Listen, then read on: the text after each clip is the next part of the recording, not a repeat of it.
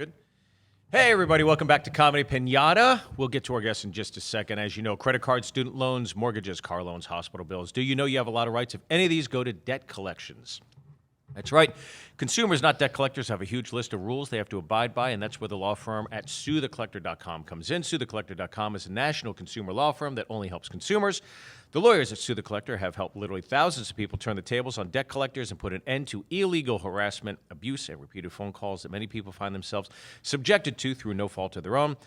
The lawyers at Sue the Collector can help everyone in all 50 states. They've won millions for consumers over the years and have canceled over $1 billion in consumer-related debts. That's right, $1 billion.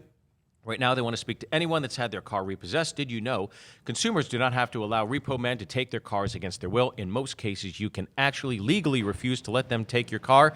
If you've ever objected to a car repo and they still got your car against your will, you may be sitting on a very valuable case. So call Sue the Collector's office right now at 1-877-BAD-REPO or 1-877-223-7376. Again, that's 1-877-BAD-REPO or 1-877-223-7376. They're open right now to take your call. Again, 1-877-BAD-REPO. I was very glad to have gotten that. I think that's the first time I got through it without a hiccup. Well, that was impressive. How many times have you read that? How many episodes have we done? Is it every That's our episode? producer. I don't know, 20-some? Wow. Closing on 30. But I'm very excited today to welcome special guests.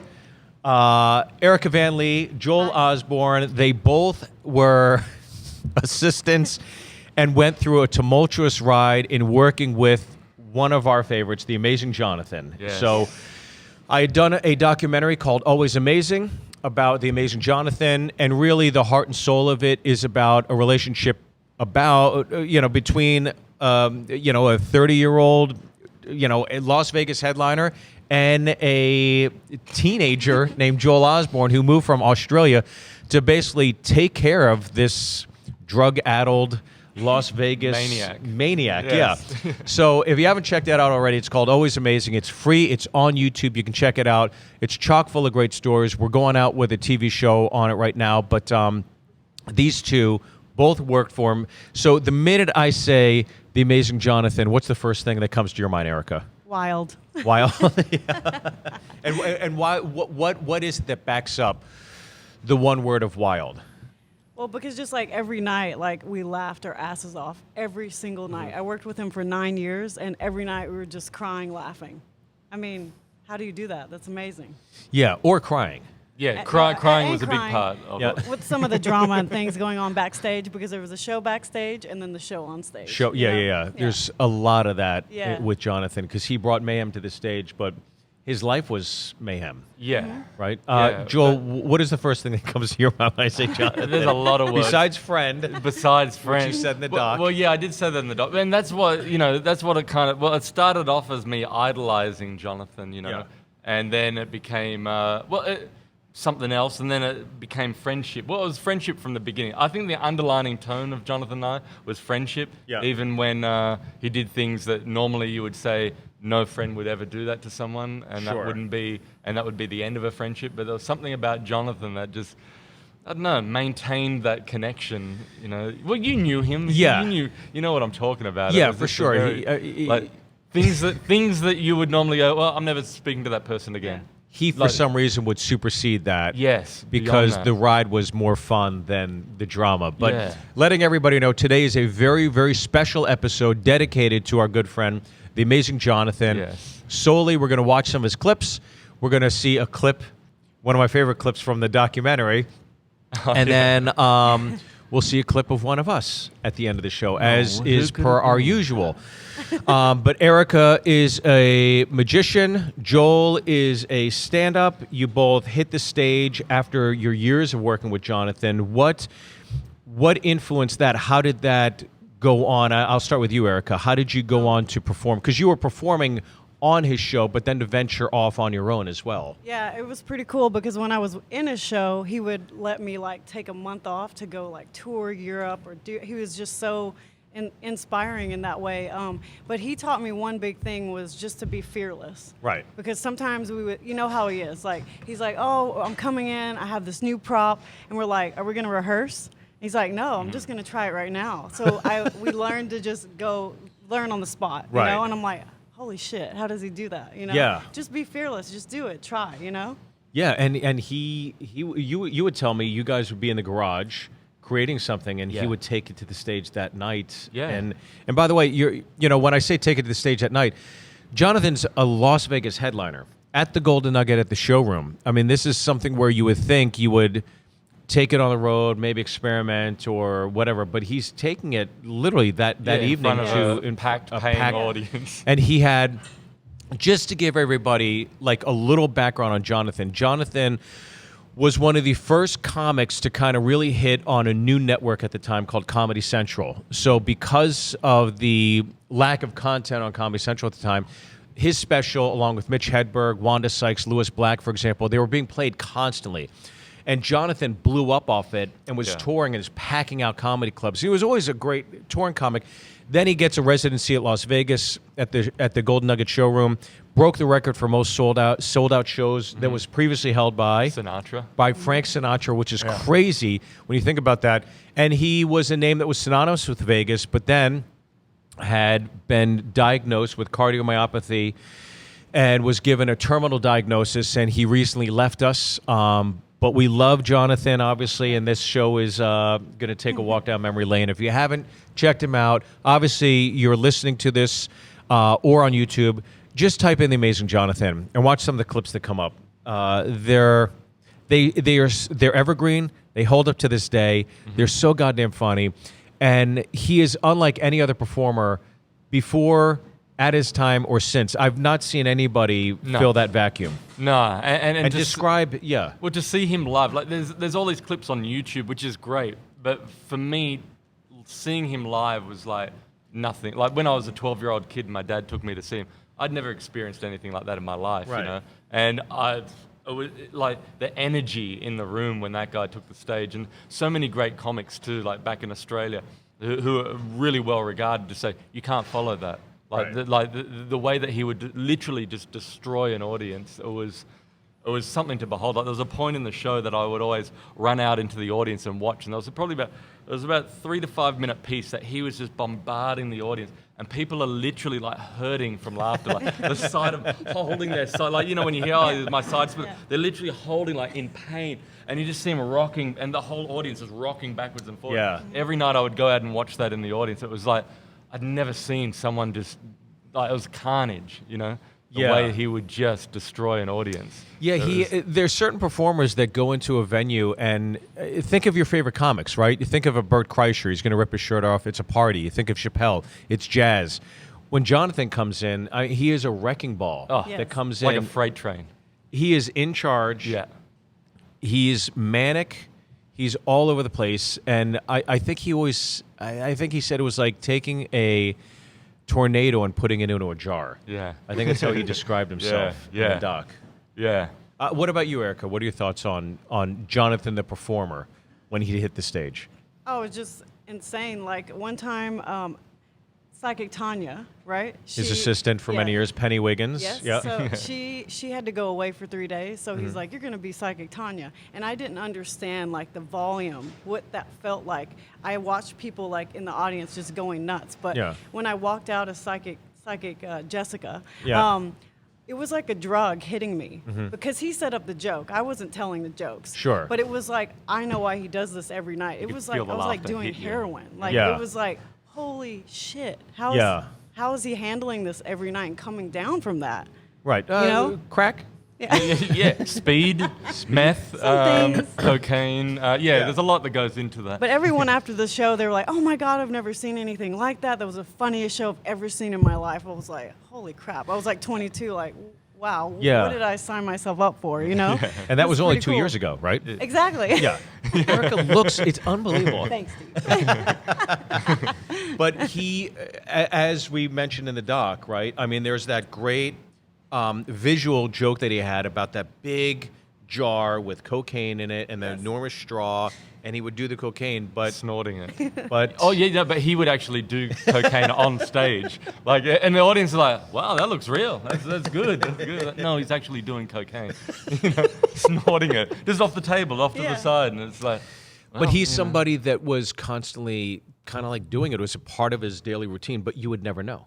No, You it was would like never drinking know. coffee. No, you Yeah. could You know? you could talk to him like this, and you wouldn't know that he's high. His tolerance level was just crazy. Like when he was ill and went to the hospital, they tried to put him under, and they had to give him extra to they're like, he's not going under. Like this Right. guy needs to, you know.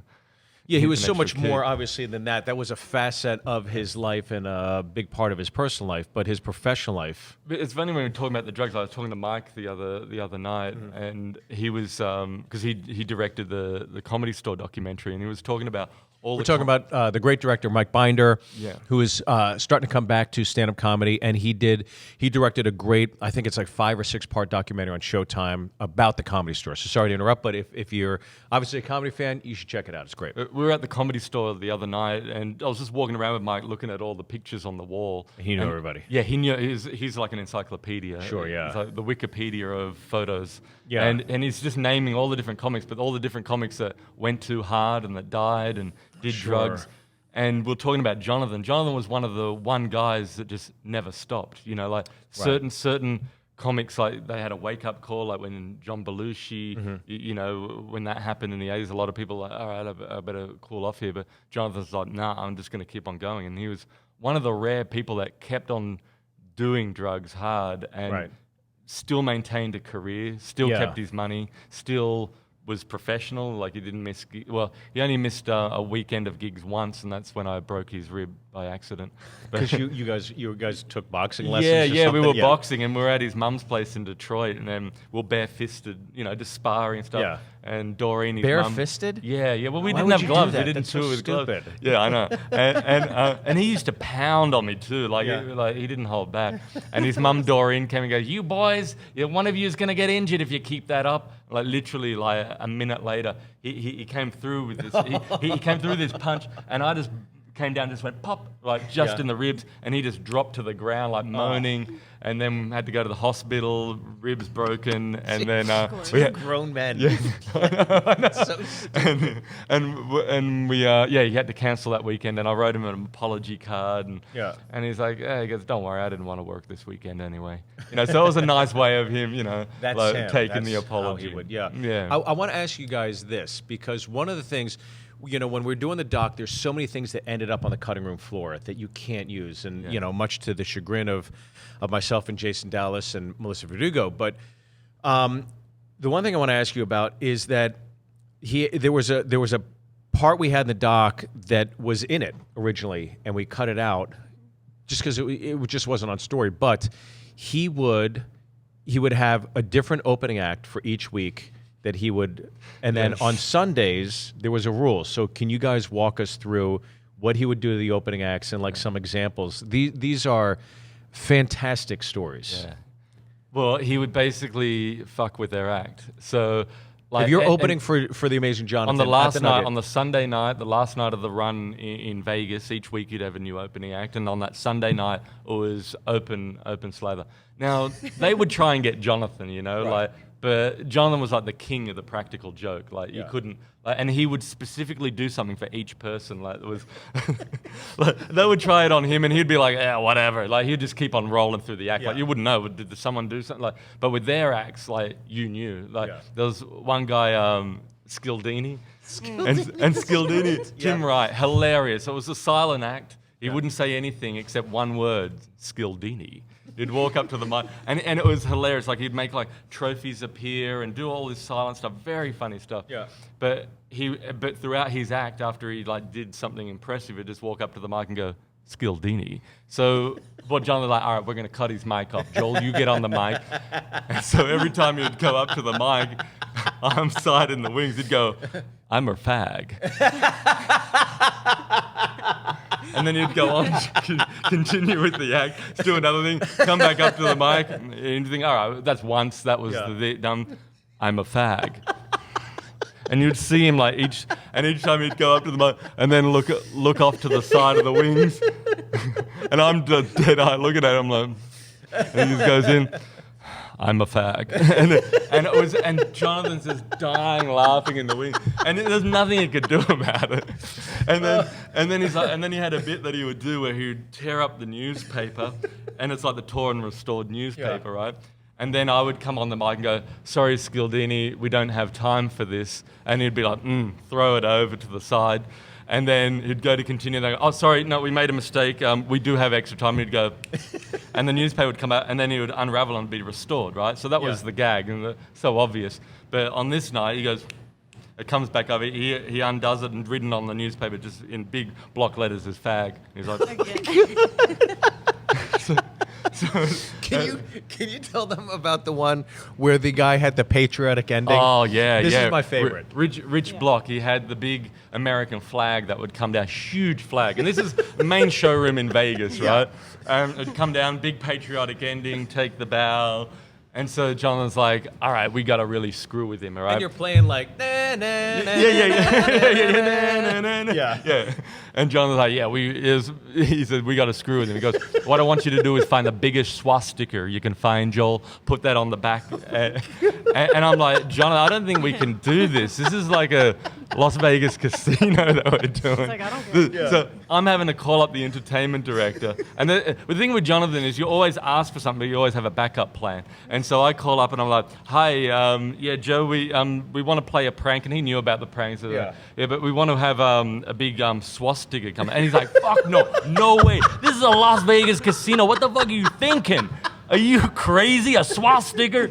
So like, I had the backup that Jonathan told me to ask for. He goes, well, what about child molester? And he goes, yeah, you can do that. And so, all right. So it's obviously I'm in charge of putting all this together. So I find the biggest bed sheet that I can find from housekeeping. And I get boot polish, and I was with Billy McComb, who was like one of the great comic magicians back from the 50s, and he's helping me out with it, and we're writing child molester on, but we're like, this has to dry, and Billy's going, we'll put it over the balcony, so it goes over the balcony. This was when we were at the Sahara, over the Sahara. So anyone driving down the main strip just would have seen off one balcony at the Sahara just with child molester just flapping in the wind for half a day, so drying out. And I tell you, Rich Block, the best double take I've ever seen. Right, when that comes down, and the audience is just like, what the? And he's like reading their face, and he turns around. It's a child molester. And then I went, that's the man that touched me, coming through on through the side mic. And there's nothing you can do about that, right? It's your closing. You're done. You're done for. Oh my God, that is so goddamn funny. And we had a bunch of those, obviously, in the doc. Yeah. That'd be a great added extra, because that was like, but Jonathan just knew exactly how to screw someone's act. And, got to take it in good faith. My God. Yeah. Now that Jonathan has passed, there's been some time that's gone on. What do you think back when you think about your relationship about Jonathan? How would you summarize your relationship with Jonathan now that you've had time, I guess? And what do you think about Jonathan now that he's gone? Well, he was just like a lifetime friend. Like, he was in a huge part of my life. Mm-hmm. And it's strange not having him around. But like, I always think about him like when during the day I hear a song. But like, he was just he was very inclusive. Right. Like, whenever we were together, he always made sure his like team was with him. Right. So he just made us all feel very special all the time. So I'll never forget that, like that quality about him. Right. And to treat people like that, Sure. Yeah, and just as you're saying that, it reminded me, like, your first weekend on the road, or first time on the road was at Raleigh, North Carolina. Charlie Goodnight's. Yeah. And it was first week, Brian Regan, right? Yeah. And then the second week was opening for Jonathan. Yeah. And you and I struck it off right out of the gates. Yeah, that's right. Because bootlegs. Yeah, because we used to have it, the opening of the show used to be the where I would be behind with a video camera that would move around and zoom in on people, and I'd write titles and come up on the screen. Sure. And the track behind that was an Oasis track, Roll With It. And you came up to me and you go, who do you select the music? That one? Yeah, like me. And then from that point onwards. Yeah. And that's right. Yeah. But I just remember, Jonathan being really impressed with your act, and just getting back to the point of being inclusive. So when you first came out to Los Angeles, Jonathan invited you to come and stay at the house, and then you'd come out to Vegas and stay with us out there. And that's one thing about Jonathan. Like, it didn't matter who you were; he was just so he was so welcoming and inclusive. And for me, like a 12-year-old kid in Australia that he meets, who's and he befriends and strikes up this lifelong friendship with. Like for me, that's why I always get back to friendship. Like that's what was solidified my connection with Johnathan. We shouldn't have been on paper. Shouldn't have been friends at all. But like I don't know, he saw something in me that he connected with, and I was just blown away by it. It's opposites attract, I think. You're the complete polar opposite. Mm-hmm. You're sober, you're clean, you never gave in to the vices of Vegas, you meditate, you're polite, you're well-mannered, and he's just crazy. So let's get into this. Let's watch this first clip. You chose this clip specifically. Mm-hmm. I think there's 2 clips that you chose specifically, and then we're going to show something from the doc that I love. I never get tired of watching. But let's watch this first clip. This is where we put on the earphones. And let's see what this one is. I'm sure whatever you picked is a perfect example of why we love this guy. The Amazing Johnathan! Thank you very much. Thank you very much. Well, before we start the things going, we're going to go in the audience to try to find a volunteer. This can be anybody at all if you'd like to help. Raise your hand if you'd like to help. It can be anybody. All right, you! Come on! Jump on over here. I didn't even see you. Come on up. Come on up. Ladies and gentlemen, our volunteer. How you doing? Not bad. Johnathan. George. No, Johnathan. Jonathan. You're? George. Oh, you're George. Okay. We're going to I thought you were correcting me. I should know. What are you drinking? Red wine? What the heck? I love that. God, that's hot. God, I'm sorry, George. It's a sickness. I just spit right on you. God. That's twice. Twice. Oh. George, we're going to start with a neat trick. You and I have never met, have we? No. All right. Sound so damn proud of it. Let me have a $5 bill. No, give me a 20. Check your wallet. This is a great trick. You get out a 20. The guy on the boom mic with the beard, you have a handkerchief. All right, just do this. You got something hanging on your nose. No, it's bugging me. Wipe it off. Wipe it off, because I can't concentrate on this. All right, this is a great trick. You start to do tricks with Bits people's within money, bits. and right away they get a little upset. I'm sorry. He's cute. He's cute. If this is going to bum you out with the money thing, George, we'll skip it. We got a lot of other things we can do. Hey, have we done this yet? All right, we're going to do it now.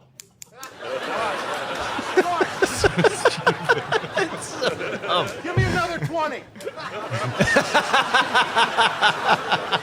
Don't be cheap. Give me a 20. All right, no, never mind. We'll use one of my own. You, real quick, come up and examine this 20. Come up real quick. Just come up and look at the 20. It's an ordinary 20. Good. All right, now. No, come here. I'm kidding around. Take the 20. It was a joke. Make sure I got you again. God, how stupid is that guy? I'm sorry. Come on. George, this is a great trick. Watch what we do. We rip it once. It's an illusion. We're going to rip it again, and again, and one more time. Now, George, hold the pieces in your hand. Say the magic words which originated in the church. Bingo! Good, bingo. Button that sweater. 3!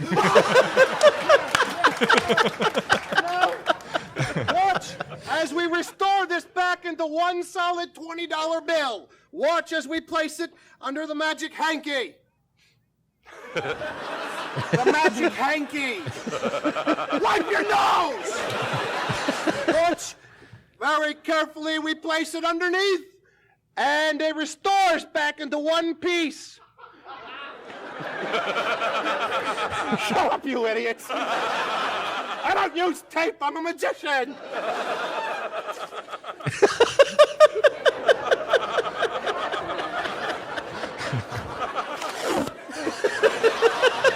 Oh, don't act like you know how it's done. The Sometimes noise magic just sounds sells like that. tape. It's so funny.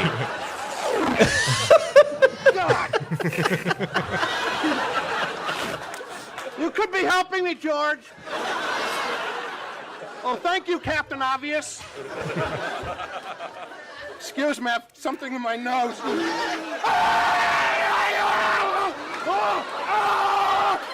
Yeah! Okay. There it is! George, thank you very much. He doesn't even he just put tape on it. That's it. I mean, what are your thoughts when you see that? Just like the energy of it, but just that. Like, it's one thing after another. Like he has the framework that he's got his A to B, but within that, there's so many little. It's callback upon callback upon callback. The hanky, the thing, the guy in the audience, and then just crescendoing it to what a stupid idiot. But especially with a studio audience like that, just to be able to kill, like you hear it in the crowd. But it's funny after that, like the host is like, I don't know what we do now. Like they can't stop laughing. The host is like, ugh. And then he's like, well, what do we do now? Do we go to the next segment to the music? He goes, what? Molly Meldrum's got to follow that? Oh no! Sure, yeah. And they use that as an example. They had a show on. Because that show was Hey Hey It's Saturday, which was like one of the biggest shows in Australia back in the 80s, 90s. And on a Saturday night, everyone would watch that show. So when something happened on that show, everyone would be talking about it the next day. And then they had a compilation of all the best comedians that they've had on the show. And they had a lot from like Bill Hicks and a lot of people from the States come on it. And then I remember when they had the best of the comedians, they saved that till the last. And he said, this guy just like is like an honorary member of our show. Like we have him back all the time, and he just always kills. And that for me was when I first saw Johnathan. That's what I saw. That was around the time when I first saw him. So this high energy and just bombardment of laughter and crazy, and the fact he can take a stupid joke and make it kill too. Yeah. You know, like something that in someone else's hands, it would go south, like it wouldn't work. But that was for me like the genius of his. He could take a like ridiculous, stupid joke. Scissors. Yeah. Like, have we done this yet? Or do it now? It's so stupid, but he would kill with it. Like, you know. And that's just part of the texture of the set. It's just in an insert. Yeah. And it's all leading to, is he going, all that, the whole bit is leading to, is he going to tape it back up together? Yeah. And then he doesn't even tape it. It's just like tape, no trick. Pieces. Yeah. There's no magic. But even like on and off stage, I feel like it was a big game of I got you first. Like everything was like that, because he would always say, oh, look right there, Erica, like made you look like all day things. Constantly pranking. We went to lunch I think one of the last times we the three of us collectively together, I went to the bathroom, and what did he do? Yeah, he got your straw and plugged it in the bottom and then filled it up with salt. And then just waited. But he's just casual, like you'll come. He's quickly doing it, like, and you walk out, and he's like, yeah. So I was, and he's not even looking at you, but he knows out of the corner of his eye. Here he goes. He's going for it. He's going, and then he's just dying, like, and you know, he's probably done that prank. I don't know, 1,000 times, like hundreds of times. But just knowing that he's going to be getting you, like it's like a drug to him. Or if you're driving in the car with him and you're backing up, what does he do? Yeah. Wait, look! And he hits a side. Slam the side of the door. Yeah. Or or he'll ask you a question, and like we're driving along, he goes, "So tell me, how's your dad doing, Joel?" And I'm like, "Oh, and then just cranks up the stereo, and then but keeps it cranked, just continues driving. Like you did the other day. You did that. That's right. That's funny. Yeah. Or you're just driving along and goes, "Man, I'm so hungry." Like he'll see a McDonald's up ahead. Man, I wish there was a McDonald's around here. Look, there's McDonald's. There's McDonald's. Like, I know. It's all the time. There's always something. Yeah. What is your favorite bit of Jonathan's? I think the stabbing is pretty amazing. With Psyche Tanya. With the cards her head over is draped, eyes, and then because it's just awful. It's like it's so funny. It's like, oh my God, I can't believe he's doing that to a woman, and he is, and he's getting away with it. Yeah. Well, I think that leads us it's into awesome. This next clip. Yeah, let's watch this next clip, because Yes. I think this kind of leads into it. And Joel, you could walk us through this. Yes. Well, we'll watch it, and then I'll give you the you want to pay attention. There's a lot of little things in this. So there's more to this clip than just watching a clip. There's a whole backstory. There's a whole debacle that happened. So if you have an eagle eye, you'll know this. But this is Johnathan doing a set on Letterman. In Wisconsin at the Skyline Cafe. Do me a favor. Here's the always dangerous, the Amazing Johnathan.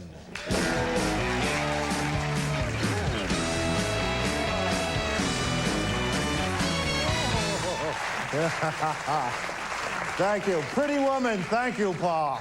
Very nice. Please sit down. That's very nice of you.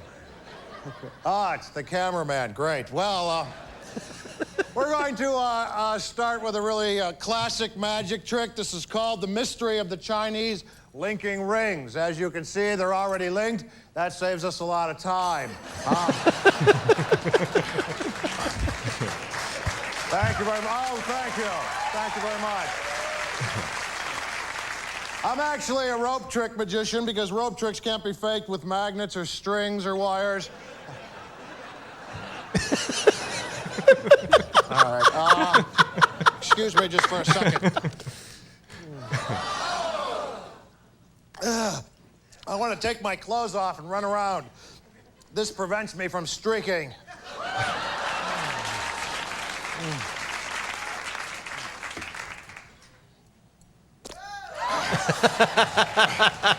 Thank you. Got some of that in my eye.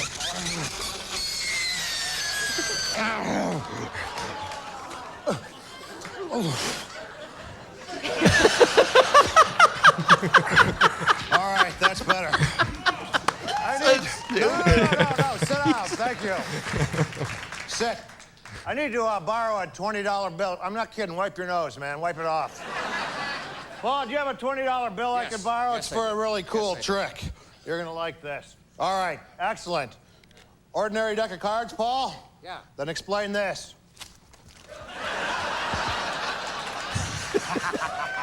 Thanks. You can't do that with an ordinary deck, Paul. They go all over the room. It's a real mess. Now, this is what we call an illusion. Unless I can't fix it. Then it's what we call a reality. But I can fix it. Watch this. With the magic from India. Check this out. Ordinary silk hanky. You like birds, Dave?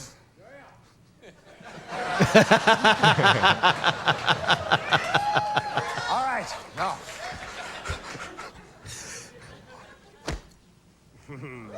Little mother.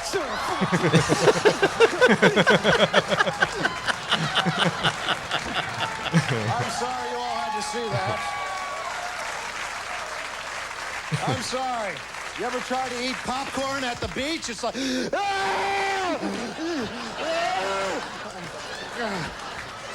I hate them. They're like rats with wings. Proof that the hand is not quicker than the eye.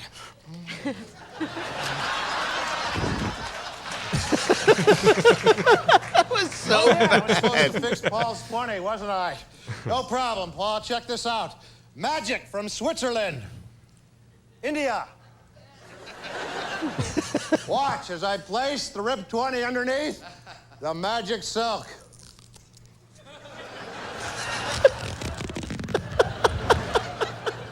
Sometimes magic sounds like tape, Paul.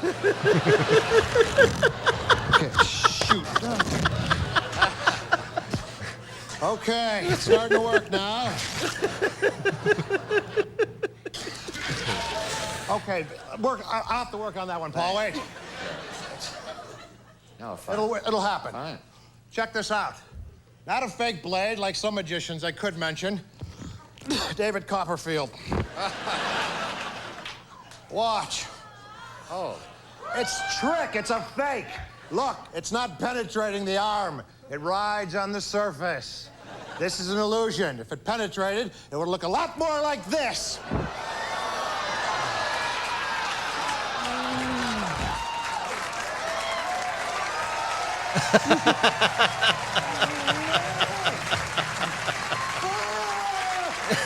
It's a fake blade. It's fake. Now this is real.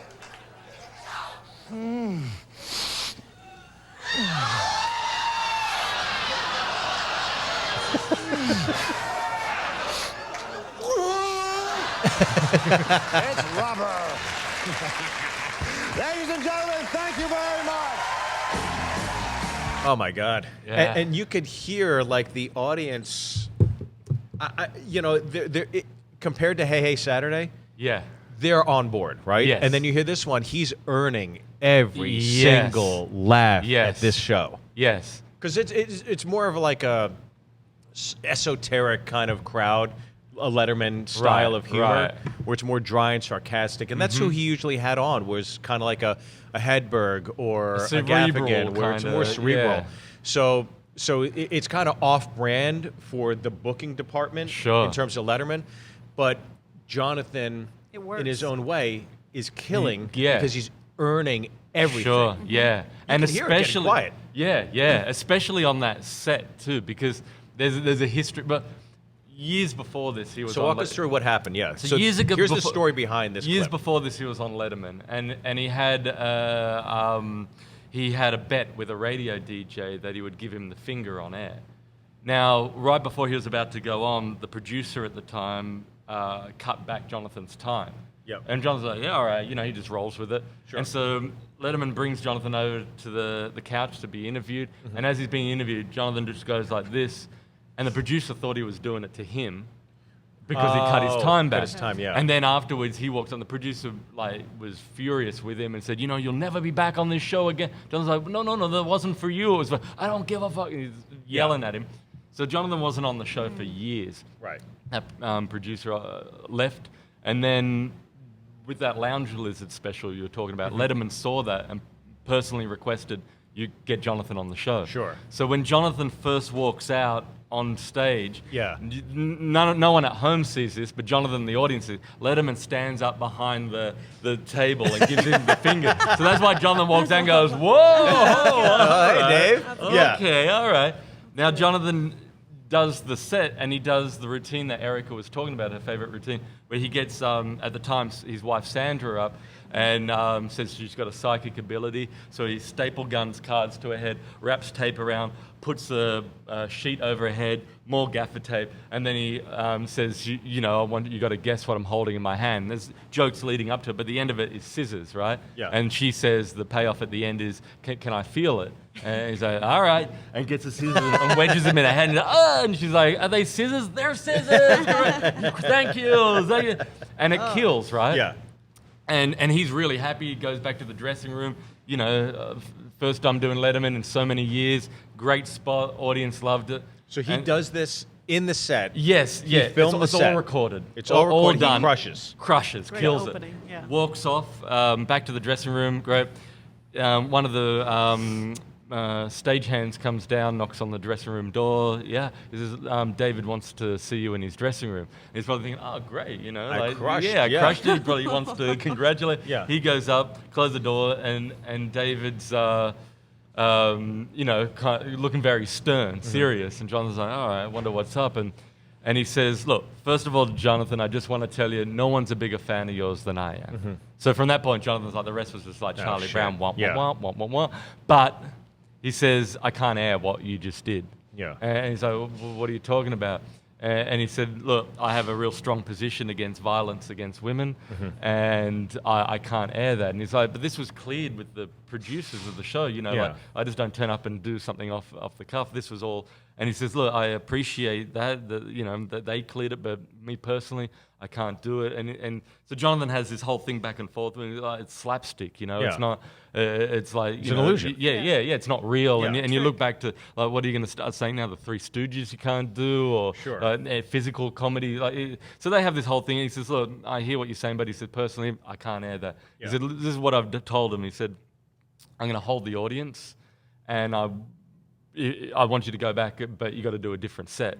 Oh my. And this is like, God. and John's like, what the? So the audience is all there still waiting at this Yeah. time. And so he had to basically compile a set list right off the bat Yeah. and go back out in front of that same audience and do a whole new set. Jesus Christ. So the fact that he did that well off of a new, a whole new set. Yeah. But and that's testament to Jonathan, like you said, like he Yeah. doesn't rehearse. Like if he's up against it, he can, all right, you can get in the mindset and do it. Yeah. And you'll see where the edit point is in that, because when he comes out, his hair's tied back. Sure. For the first few bits, and then after he does the rope, suddenly his hair's out. And then he does the callback too with the finger. Hey, David, you like birds? the birds? And so that's why the audience is laughing so much, because they got it from out of the gate. Sure. And you'll also notice too, he goes, "Wipe your nose" to someone in the front, which was a callback to, he would have done that earlier, but that wasn't in the first. Yeah. Okay. So it's just basically two sets spliced together, and that's what that Letterman spot was. There's nothing more gutting than to do a TV set, crush it, and then them say you got to go out and do something completely different. Yes. Because your whole week revolves around leading up to it. You've worked on it. You've rehearsed it. You've gone to the clubs in New York City. Yes. You flew to New York City to do this specifically. You know exactly what you're going to do. You're running it A to Z. You know it in the dressing room. And then all of a sudden to be sprung upon, okay, you got to go do something completely different. It's like, what are you asking? I'd say 80% would walk. Yeah. A lot of people would walk. They go, well, fuck it. Cut it. Yeah. Yeah. I don't want to be on your show. Yeah, but He that's wanted to do it though. yeah. Then that's testament to Jonathan. Like we turned up. He like, did Letterman twice. Yeah. And both times were a debacle. Controversial. Yeah. Yeah. Oh but my then God. Letterman came to Jonathan's shows. Like he would come and watch, watch his show. So he was a genuine fan. So, Sure. but yeah, it was. But there was another situation when we did Summerfest and we flew in. I forget where it was, but it was 3,000 people. They're there to Wisconsin? see. Yeah, Wisconsin. Yeah. That's it. But none of the luggage turned up. None of the baggage Oh, turned. No Jesus. props. No nothing. Yeah. And Jonathan's just like, all right, figure it out, Joel. I'm going to be in the hotel. So he goes back to the hotel room, and I'm like, all right. I race to Walmart. I'm running down the aisles, just getting stuff, gaffer taping stuff together, and buying CDs for the walk-on cues and stuff. No and, way. Yeah, and he did the razor blade thing where he used to do this thing where he'd eat razor blades and then blood's all flowing out, and he'd swallow this string and then bring them up all on the string. Sure. So I'm blunting the razor blades on the side of the pavement before he's about to go on. Oh I'm putting everything together. But testament to him, he walks out there and just kills it in front of 3,000 people. With all new all new stuff, gaffer tape to get, and just But it's great that you can buy a show at Walmart. Yeah, that's true. That's true. That's true. So let's. We had a light burnout. Sorry. So we're back now. But obviously, we did the documentary together. You guys were both a big part of it. Yeah. Recollecting, and your relationship was such a big part of it.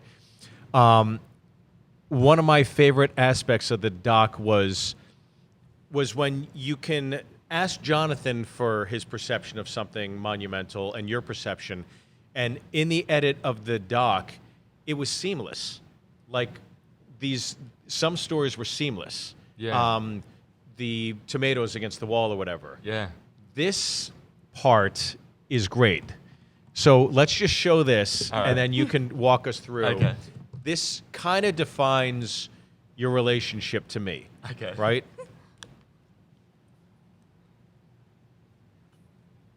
Joel's mom comes out to visit. Okay, can you pause it real quick? So just to give some context, these are 3 stories Jonathan loved to tell people. Oh, He loved discussing these stories, and it all happened because your mom thought Jonathan's a confidant. I Yeah. can tell him these things. Yeah, well, she starts. We go for dinner, and she starts telling. I'm like, Mum, don't tell Jonathan these stories. You don't know Jonathan. And Jonathan's like, come the on, big whoop? come on, Talk to Joel. me." I'm your friend. Yeah. It's all right. And then my mum's like, yeah, Jonathan's your friend. And then Jonathan looks at us and goes, "You're Joel. I'm your friend."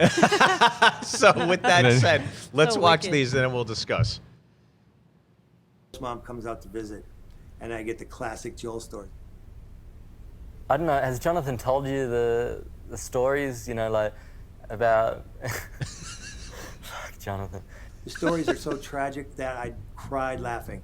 My parents separated when I was around 4 or 5. His mom said, the divorce was very hard on Joel. I used to draw really well. Then Look at your after my dad resignation. left, I'd just draw stick men. For some reason, that fucking set me off laughing, and I couldn't stop. Now he just draws stick man. He's just fucking lazy now. His dad's not around. All his artistic ability gone. And I'm like, Mom, what are you? Do not tell him these stories. And okay, but just let me tell him about Santa Claus. I'm like, yes, tell me about Santa Claus. Went to see Santa Claus, He said, what do you want for Christmas? And he said, all I want for Christmas is for my dad to come home. Oh, man. Poor little kid, man. He would die laughing. That's the only one. He didn't get it. The one Jonathan really loved, though, was when we're at school. The teacher said, okay, class, who's special? And everyone's hand went up, except for little Joel. And Joel, how come your hand's not up? Why don't you think you're special? Well, if I was special, my dad wouldn't have left. Get over it already. Fuck. Get over it. I don't know. I guess I'm glad someone got something out of my childhood abandonment issues. All right, that's it. So that's a perfect example of when you're interviewing and you're getting his side of the story, you're getting his side of the story, that Yeah, it was perfect. meshed perfectly because they were exactly verbatim, like you guys were telling, like word to word, sentence to sentence. Oh, yeah. And it just, like in the edit bay, it was like, just take that, put it together, and Mesh that's it. it. Yeah. Oh my God. Well, but Jonathan, he had told that story so many times. It was like clockwork for him. I heard it before I knew Joel. Oh, really? Who is That's this kid? so funny. He's like, that's the guy. I was Yeah. like, oh, wow.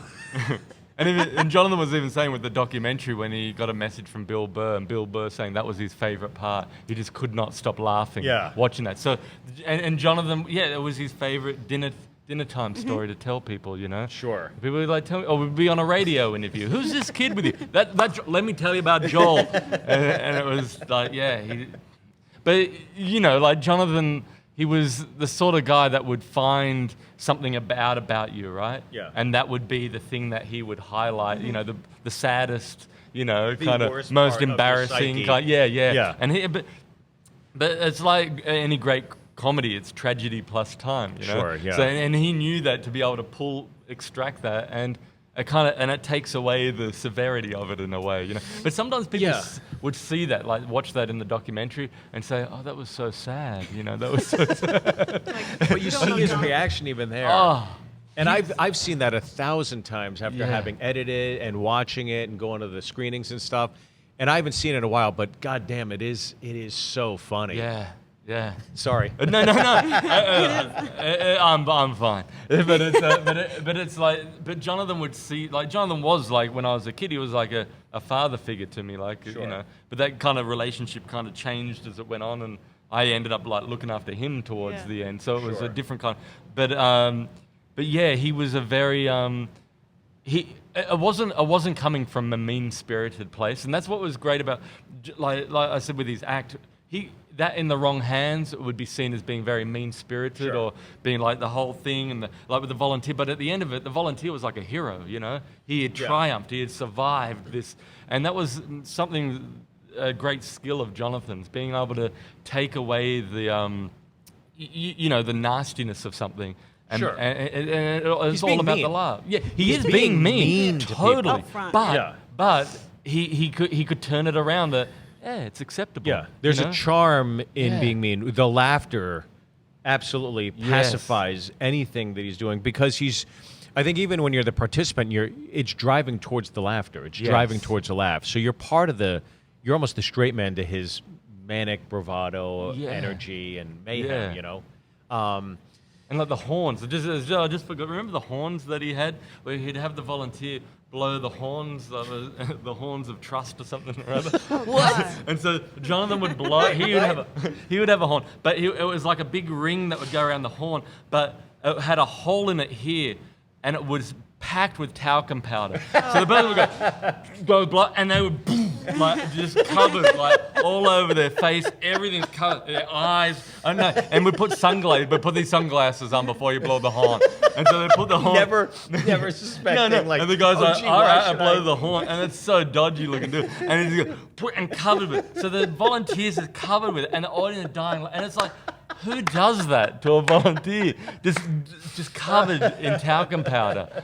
But he would still get the guy end up laughing. Oh my God! When he did Ruckus, one of my favorite clips is he had the audience members stand on stage. He was going to take a picture of them, and he's positioning their faces, but he's got like black makeup on. yeah. So he's smudging their faces, and now they're like in blackface, getting ready to take this picture, and they're all laughing, and the audience is dying laughing. yeah. They're kind of like laughing, but like, what's going What's on? so funny? And Yeah. they just have makeup smudged all over.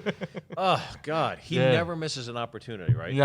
Nah. Even you guys there's clips in the doc where you guys are eating, and the seagull's up there, and he's got mayonnaise, and he's pretending it's bird Oh, poop, yeah, bird or shit. he's Yeah, cracking yeah. his neck with an empty water bottle. Yeah, He's yeah. constantly Always. utilizing. Always. He has 5 table tricks that he's been doing for like 40 years. Yeah. Like, yeah. The knife, Oh, the knife. The salt, the Oh salt. yeah, the salt. the knife to the eye. Oh yeah, and then you'd have like a creamer underneath it that would pop out. And oh, there's ooze coming out. Just off the table. He could do a 10-minute set. You know. But even towards the end of his life, how revered he was. You obviously were out there visiting him, and then I came out to hang out with you guys. And Bill Burr, who, we worked with in releasing the film, is a big fan of Jonathan's, and that was a nice moment. Do you want to? Yeah, that was great. Like basically, Jonathan was given this expiry date, like a year to live. This was close to a decade ago, and so when it got to this point in February this year, a friend of ours, Bruce Block, called up and said, Jonathan's going into hospice care. It's serious. Yeah. So Erica and I booked our flights from Australia, flew out there to be by his bedside for the final week, and you flew in for that. And it's on the first day, it was great. Like, he was like old Jonathan. He was in bed, but sharp as a tack, Yeah. But as the week continued, his condition kind of deteriorated. And when you came in, you said you knew that Jonathan was a big fan of Bill Burr's, and you said, look, I'll get him on FaceTime. So you got him but there wasn't good reception in the room that we're in, so you had to go out into the parlor, into the main room. And then you hey, Bill, and you could hear Bill's voice. And I went out, and I hadn't seen Jonathan walk that week. And he suddenly is walking, and he's got these big sort of moon boot, compression boots on. Like, his feet are just in the worst condition. But he goes, Bill! He's walking along to get to the phone. He was so ecstatic. And he slumps onto the ground, and he's talking with Bill on the phone. And it was great that you gave that. Like, Jonathan was like beaming after that. Yeah. But the mutual respect that they had for each other backwards and forth. And they were, and even in that moment, Jonathan is slumped over on the carpet, obviously in the worst shape of his life, beaming. He's talking to Burr, and Burr, you could see, is beaming. He's talking to Jonathan, and even in that moment, they're still comedians because there was something like. So Burr said something like, "Oh my God, so Steve's over there visiting you?" And Jonathan's like, "Yeah." And Bill's like, "Oh God, I hope Steve's not the last thing you see before you die." And then Jonathan's like, "It's an assisted suicide." Yeah, it's an assisted suicide. That's right. And then at the end, after Burr's like saying, "Jonathan, you're like one of my idols. I just love you, and just respect what you do." And then Jonathan's like, "Who is this?" And then Bill's dying laughing. It was just great to see two great comics like that just connecting, and the fact that you gave that to him. Like, the next day he was talking about that, and just how much every that meant. every time I talked to him on the phone or would catch up with him, when we'd see each other in Vegas or whatever, he'd always ask about Burr. Yeah. And he was always fascinated with Bill Burr. So to have that kind of put together at the last minute, it was so awesome. And Bill, I think, was doing a table read for his film at the time, and he got up and walked out of it to do that. So it's a testament once again to Bill Burr. As we draw to a close on these shows, and Erica, did you have any last thoughts on Jonathan you want to share with everybody, or like a funny story that just comes to mind in terms of a great memory? Well, just like working with Jonathan was like just a wild ride, right? Yeah. But, like, outside of the show, we were always like playing pranks on each other. So like from the Sahara or the Riviera, which I was with him for the 9 years, he found this homeless guy's shoe on the side of the road, and he put the shoe on my window wipers. So we were passed down the shoe for 9 years. Yeah, like I go down, I'm like, oh, it's the fucking shoe. And then we move it, and I would sneak it to his car, and then he would sneak it to Penny's. And this shoe was with us for so many years. Yeah, homeless guy's shoe. dirty shoe, but things like that, you know. Yeah, but it was just always like that. But he just, like I said, he was just so inclusive, and he made us all feel really special. Like we could do anything. He's like, you want to do that with your career? Do it. He would push you. And when you're around him, because he's so creative, you felt like creative, and you created a lot being in his world, because like there were no rules. Right. No rules. No rules. There's a lot of layers to that, but yeah, you know. Well, thank you for sharing that. And Yeah. obviously, because you came over, worked for him, you always knew this is what you would wanted to do, and he was supportive to you. And Really, in working with you, you know, I've gotten to know the story so well. We're developing a TV pitch, and we're going out to the market with it. So fingers crossed we get to do this thing. But the show kind of centers around the fact that you guys are headed towards a breakup, but this might be the only one of a few healthy breakups in his life. Yeah. But he was always very supportive to you. Yeah, he was. He, like, when I started out, like, you know, I started out street performing, and I'd go down to Venice Beach whenever we had a spare Which is what time he off the did road. in San Francisco. I thought, well, he started off doing that. I'll do that. And he would, and I'd be down there, like, I'd get up early in the morning, go down and get my pitch on Venice Beach and pump out, like, continually be doing shows, getting the flight hours down. But every so often I'd look in the audience, and unannounced, Jonathan would just be there standing in the audience watching. And That's so great. he was always really supportive. And he had you open for him. Yeah, in Vegas, my first time like properly performing indoors in front of a sold-out showroom in Vegas. And he gave me that opportunity to do that, and it was like nerve-wracking. I was like, it was, you know, first time ever doing it, but but it went really well, and he was so encouraging, and that gave me the you know, the confidence to go, all right, I got to go do this. I got to, you know, follow that dream that I had when I was 12 years old, thinking that's what I want to do when I grow up. And and he knew that, and I knew that, and whenever I came back to Vegas, he would always have me open for him. He was very, you know, always very supportive. And now you're touring in Australia, Yeah. and you hit the stage with me when you're here. And Yeah, I'm sure yeah. when you move to Vegas, guys, Back to Vegas. back to Vegas, I'm sure you'll be immersed in the scene there. So let's watch a clip from Joel Ozborn. This is in Australia, obviously, correct? This is an old clip. This is An old clip, yeah, okay. But I made another discovery. It's an answer to a question that's eluded us males for many a century. And that question is what it is you ladies are attracted to in a man. All right. Now, don't get me wrong, you ladies, you tell us what you're attracted to, but they're lies. All right. They did a recent worldwide survey, and they interviewed women throughout the whole world, and unanimously they said the number one thing that they're attracted to in a male is a sense of humor. That's bullshit.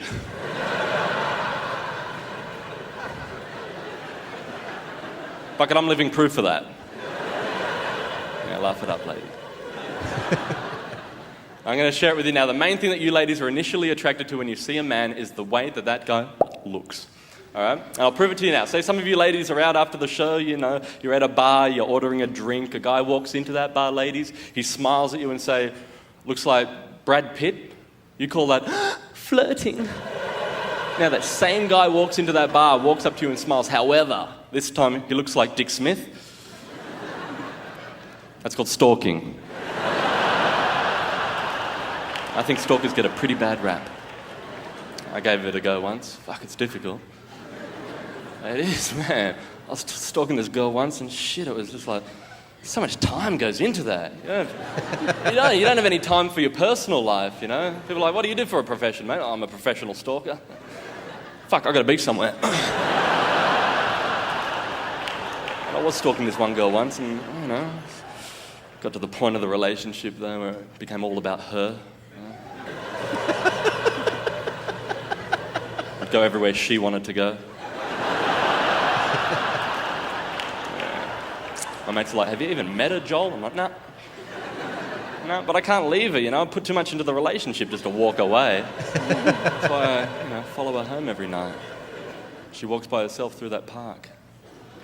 I'm there, watching.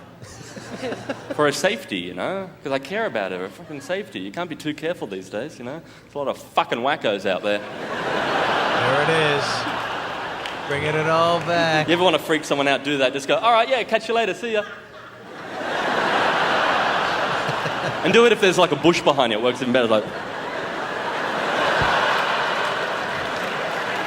Physical Joel. I haven't seen Physical Joel in a while. Hey, there you go. There you go. Joel Ozborn. Now, how old is that clip? It's old. I didn't know who Dick Smith was, so otherwise he's just an awkward-looking, very wealthy Australian guy, but he's like a Bill Gates, Got know, it. just glasses and. A great joke, though. Yeah. We always look back at our older it's stuff. It's hard looking at the old stuff. It's a great joke. I get too much invested in this. We go over where she wants. Yeah. So I do want to say I can't thank you guys enough for obviously being part of the doc and then sharing part of your stories here today as well. It was a crazy ride. I want to thank you, Steve, for making the doc. That was like, you saw the story of Jonathan. I was saying to Mike the other night, like, you were the one person that saw the relationship and dynamic of Jonathan and I, and were one of the rare people that were able to put that out there and put it up on screen. Like, that was it's crazy, and it was phenomenal. What the you job guys that you did with dealt with, what you put up with, what you experienced. I mean, side bets, getting that homeless man there's sleeping so bag. much. It's There's how can you not? Homeless man sleeping bag, yeah. But for me, the biggest thing is Erica, because. Why don't you tell everybody what happened because of the doc? I used to be Jonathan's tour manager, and it was like 2002 when I stopped, toward like around March 2002, Sure. and then later that year, towards the end of the year, Erica ended up becoming Jonathan's tour manager. She filled the void when you went to Australia. Yeah, and so when I was doing the Melbourne Comedy Festival, and Jonathan came out that year. This was 2006, and that's when we first met. So through Jonathan, Erica and I met. Right. And I remember I was like besotted with Erica, and I was like, I remember saying to Penny, is Erica? Is she got a? Is she single? She's got a boyfriend, Joel. And I was like, damn. So I'm a patient guy, so I waited many years, and then and we got to know each other, on and off throughout the years. Whenever I'd come back to America, or Erica would come to Australia with Jonathan. And, we'd all go out, hang out. But Erica was always in a relationship, or I was always in a relationship. Mm-hmm. Then the documentary, Erica was involved in the documentary. Sure. And then there was a night in Vegas that was the goddamn Comedy Jam. There was yourself on the bill, That's right. myself and Jonathan. And that was the night that Erica was there. And I hadn't seen her in years, and Penny was there. And a lot of crew from the Golden Nugget were there. So it was like a big reunion, And that was the night that I found out Erica was single, and we just connected. Here we go. And the rest is Show 'em history. the ring. Yep, there it is. Bang! Bam, the fireball. So it all came out of Jonathan. Jonathan. And Jonathan was so happy when he found out that we had connected. He was like, no fucking way. Oh my God, this is the best. That is wild. And he was always so supportive. So just like you already had your trust exercise having worked for him. Yeah, exactly. Yeah. And just that final week, in like 2 days before he passed, it was just the three of us, Erica and I and Jonathan, sitting in, and he was sitting on the edge of the bed, and he was just started communicating as how much he appreciated us being there for it and what we meant, and he just broke down sobbing, and we were all crying together, and it was just all hugged each other on the edge of his bed, and it was just. Yeah, it was lovely to have those final moments, to come full circle, Have closure to the relationship, but also gratitude. Yeah. Yeah, I tell you, it was one of the best experiences getting to work with Melissa Verdugo, Jason Dallas, our producers, and then obviously you guys, and you were such a huge part of that, Joel, in terms of, facilitating still, even to that moment, you felt like even when we're on the road, you're still kind of working for him, and you weren't. It was crazy. Yeah.